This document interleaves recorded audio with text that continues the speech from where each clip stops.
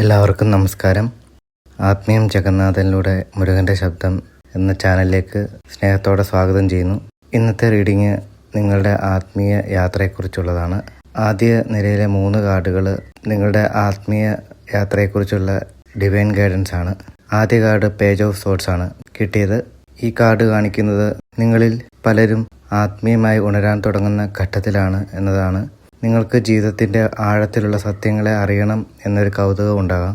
പഴയ വിശ്വാസങ്ങളെയും ധാരണകളെയും നിങ്ങൾ ചോദ്യം ചെയ്യാൻ തുടങ്ങിയിട്ടുണ്ട്. പുതിയ അറിവും ആത്മീയജ്ഞാനവും അന്വേഷിക്കാൻ നിങ്ങളുടെ മനസ്സ് നിങ്ങളെ പ്രേരിപ്പിക്കുന്നുണ്ട്. ഈ കൗതുകം സാധാരണ കാര്യമല്ല.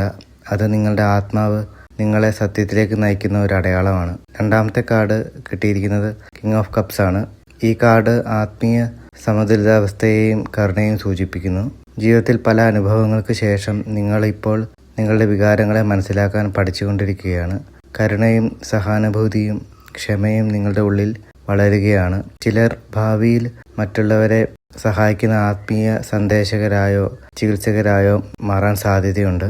ഡിവൈൻ ഗൈഡൻസ് ഇതാണ്: ഹൃദയവും ബുദ്ധിയും തമ്മിൽ സമതുലിതാവസ്ഥ നിലനിർത്തുക.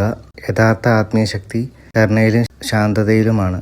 മൂന്നാമത്തെ കാർഡ് കിട്ടിയിരിക്കുന്നത് 10 ഓഫ് സോർഡ്സ് ആണ്. ഈ കാർഡ് ജീവിതത്തിലെ ഒരു കഠിനമായ ഘട്ടത്തിൻ്റെ അവസാനത്തെ സൂചിപ്പിക്കുന്നു. പലർക്കും മുമ്പ് വേദനയും നഷ്ടവും ദ്രോഹവും അനുഭവപ്പെട്ടിട്ടുണ്ടാകാം. എന്നാൽ ഇപ്പോൾ ആ പഴയ കാർമിക് സൈക്കിള് അവസാനത്തിലേക്ക് എത്തുകയാണ്. വേദന നിറഞ്ഞ ഒരു അധ്യായം അവസാനിക്കുമ്പോൾ അതിന് പിന്നാലെ ഒരു പുതിയ തുടക്കം ഉണ്ടാകും. അതുകൊണ്ട് ഭയപ്പെടേണ്ടതില്ല. നിങ്ങൾ അനുഭവിച്ച കഷ്ടതകൾ നിങ്ങളുടെ ആത്മാവിനെ കൂടുതൽ ശക്തമാക്കിയതാണ്. ഇപ്പോൾ രണ്ടാം നിരയിലെ 3 കാർഡുകൾ നോക്കാം. ഈ കാർഡുകൾ ഈ വീഡിയോ കാണുന്നവരിൽ ചിലർ ലെമൂറിയൻ അല്ലെങ്കിൽ അറ്റ്ലാന്റിയൻ സ്റ്റാർ സീഡ് ആത്മാക്കളായിരിക്കും. അവർക്കുള്ള മാർഗനിർദ്ദേശവും കൂടിയാണ്. ആദ്യ കാർഡ് നൈറ്റ് ഓഫ് വാൻഡ്സ് ആണ് കിട്ടിയിരിക്കുന്നത്.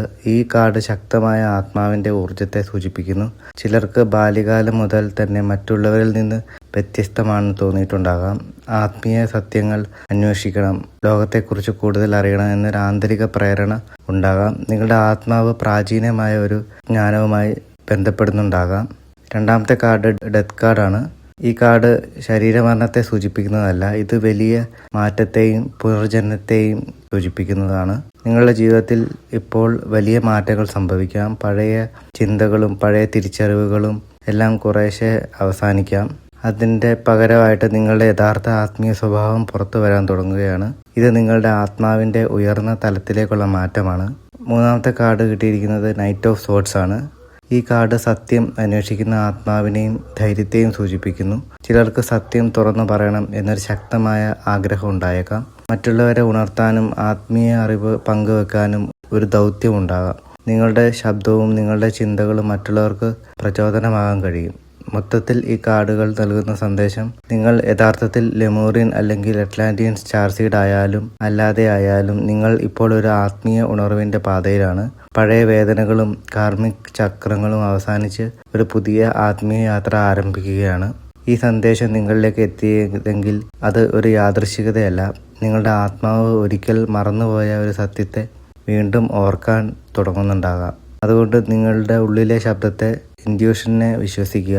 ധൈര്യത്തോടെ നിങ്ങളുടെ ആത്മീയ യാത്ര തുടരുക. ഈ ഒരു ദൈവിക പ്രകാശം നിങ്ങളുടെ പാതയെ എപ്പോഴും നയിക്കട്ടെ. ഭഗവാൻ നിങ്ങളെല്ലാവരെയും അനുഗ്രഹിക്കട്ടെ. നന്ദി, നമസ്കാരം.